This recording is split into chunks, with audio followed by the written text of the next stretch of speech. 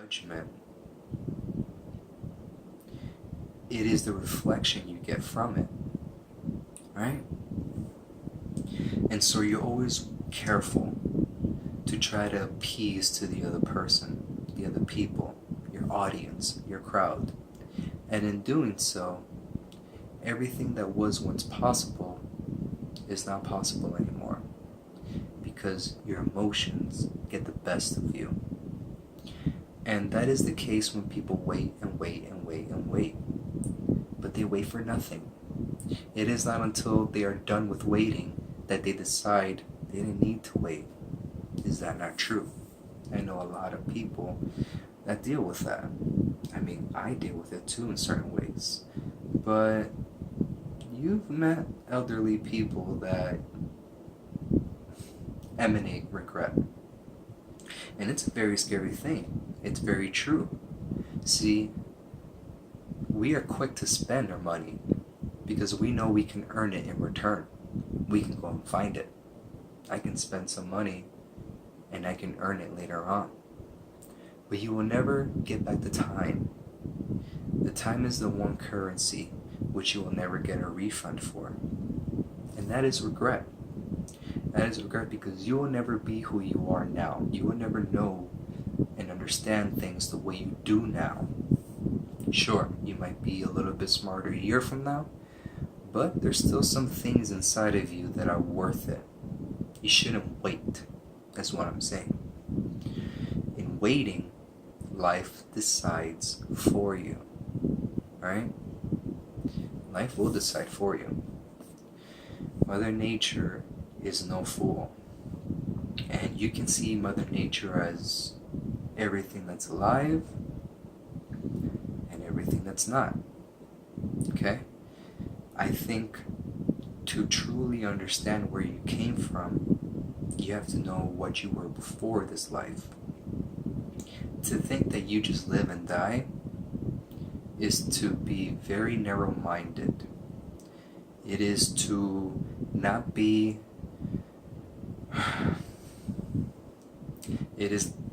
cognizant of everything that happened before you and everything that will be after you. It is to talk down the importance and the significance of our time being here.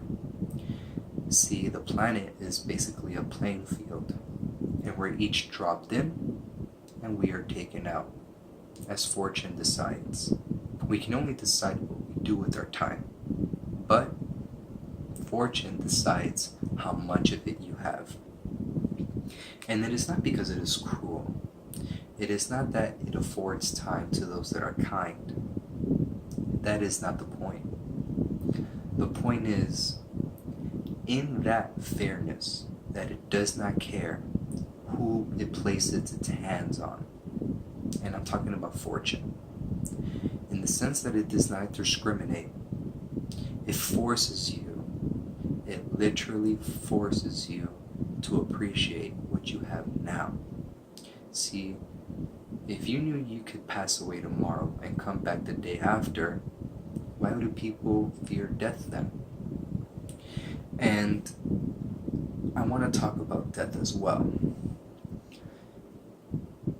I've read a lot of things. I've seen a lot of things. I heard a lot of stories. And they all amount to this. Death is not your enemy. It has only been illustrated that way. It has been portrayed that way. And you know how I know that's true? Because the world will use your emotions against you. You either decide or it will be decided for you. Death is not enemy. Alright? Life is a pit stop in your whole journey of eternity. If souls do not age, then that is true. You are who you are without your body, without your vessel. I think a lot of people agree, and some might not be at that level of understanding yet. That's okay. It's not a problem. But understand this. Death is your choice. I often think about the difference between and the similarities between death and slavery. See, in slavery, your life is decided for you, is it not? In death, you have a choice. You have a choice as to whether to continue suffering or you have your own escape route. I think a big reason why humans are so fascinated with death, we romanticize it. We love to hear stories of death, right? Is because it is very creative, such as life. The world is your mirror.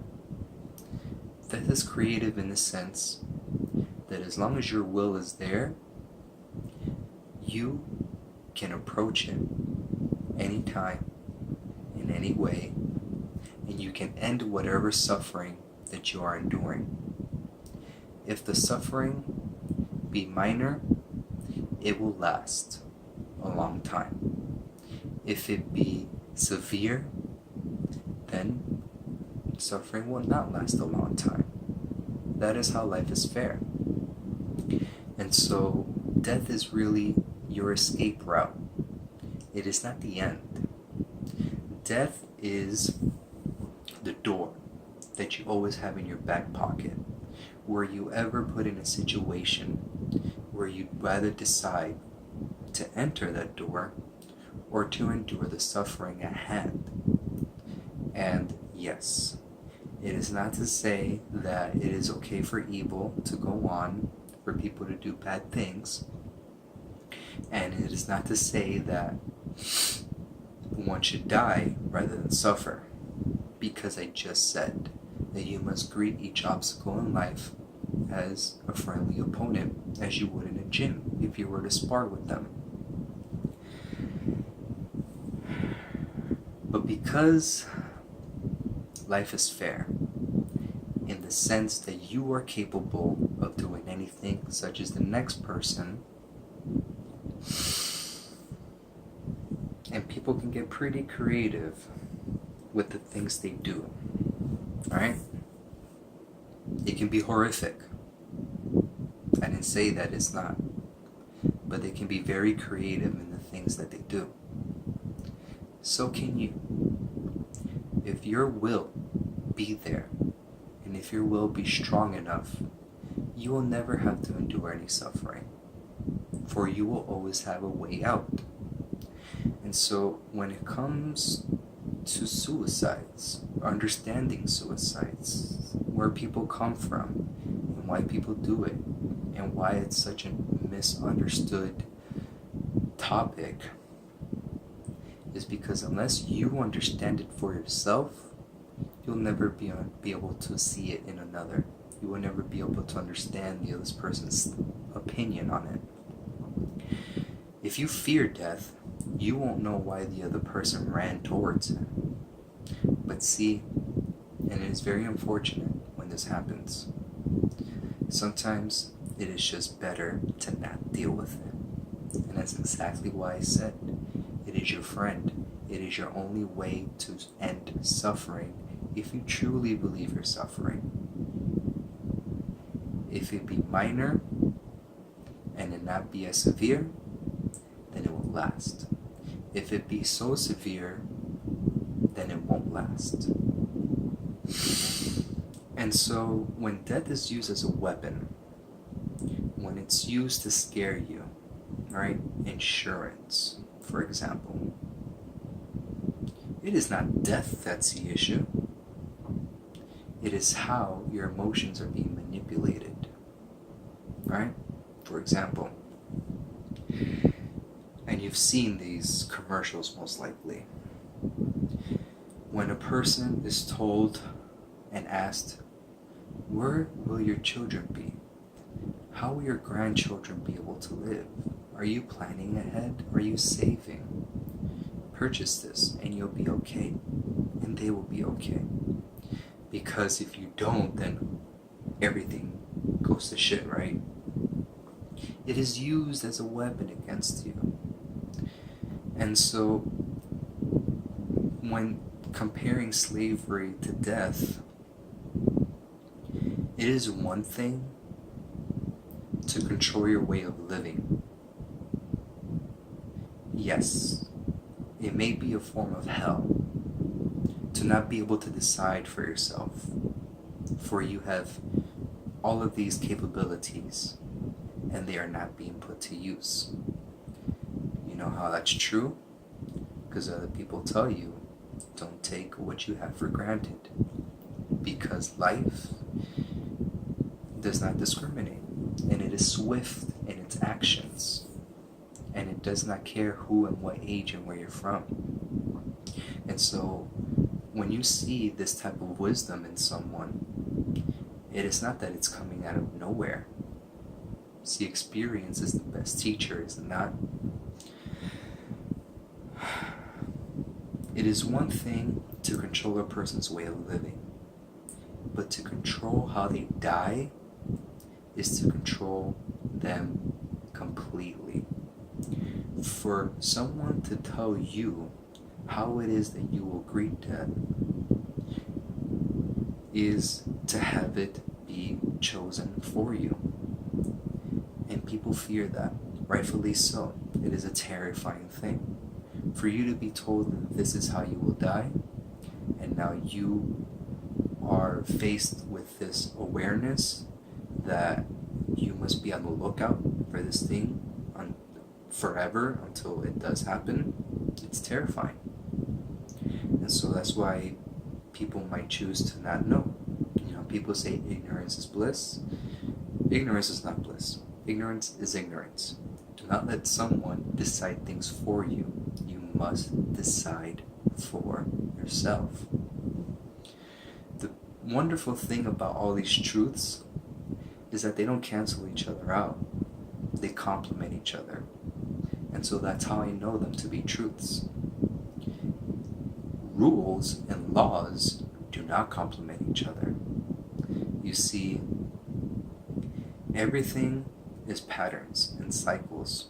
And if you can learn how to see past your physical point of view, right, what you see in front of you, it is much more easier to notice patterns. And so,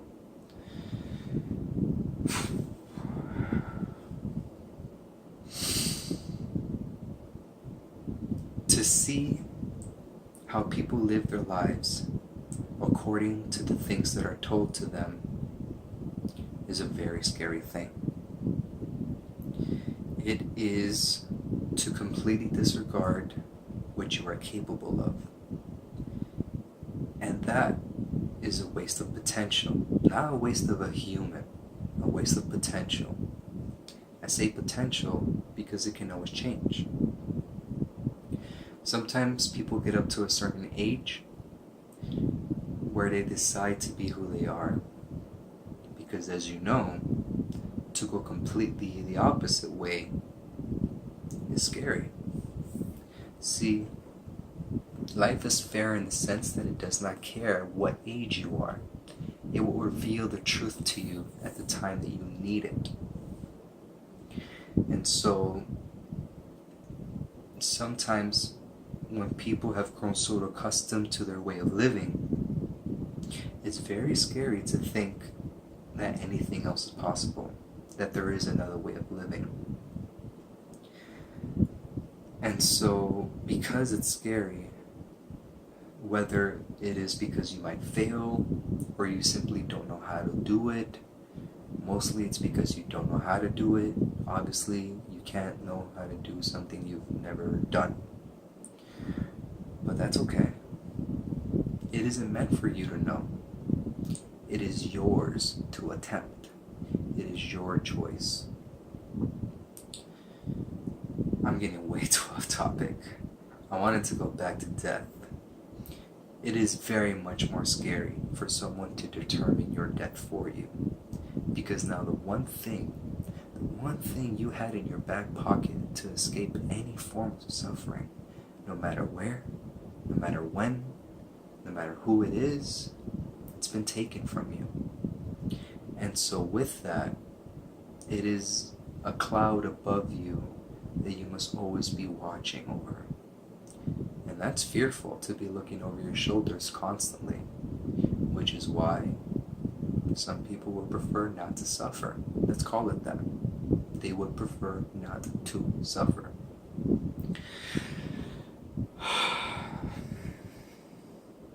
Do not be fearful of other people's judgment. It is their right to judge. You must decide who you are. Don't let them decide for you.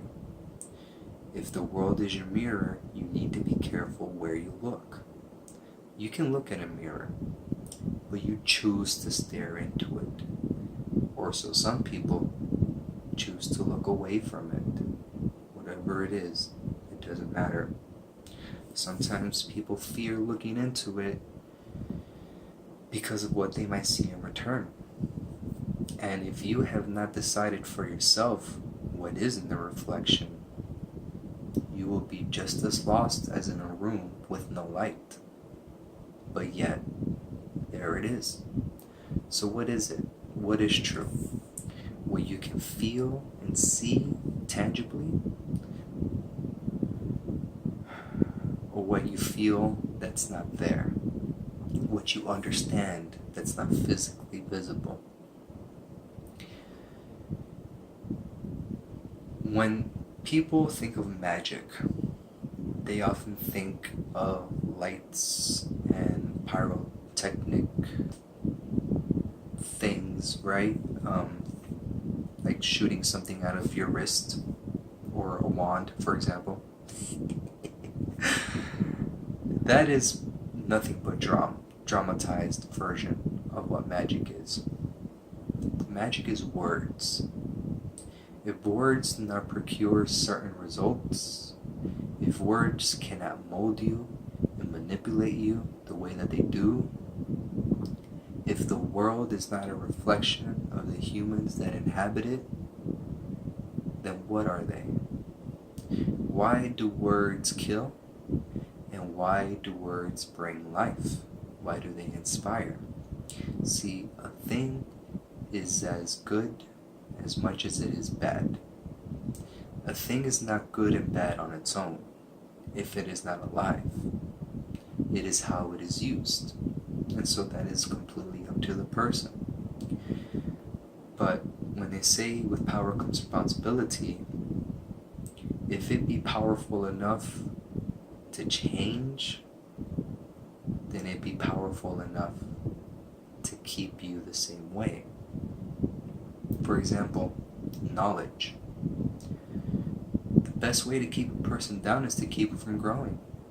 Because as I've said, when you stop growing, what are you? What have you become? What is left of you? And so to keep someone from knowledge, from growing, from becoming more than they were yesterday, is to truly put handcuffs on their potential. Is to truly keep them as they are until fortune decides. And that's reality. That is everywhere.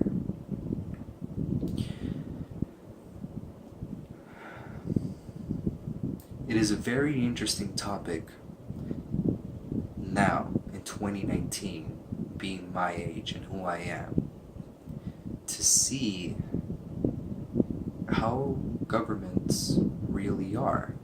See, it is one thing to be told what they are when you're little, but when you become the person that's being directly affected, right?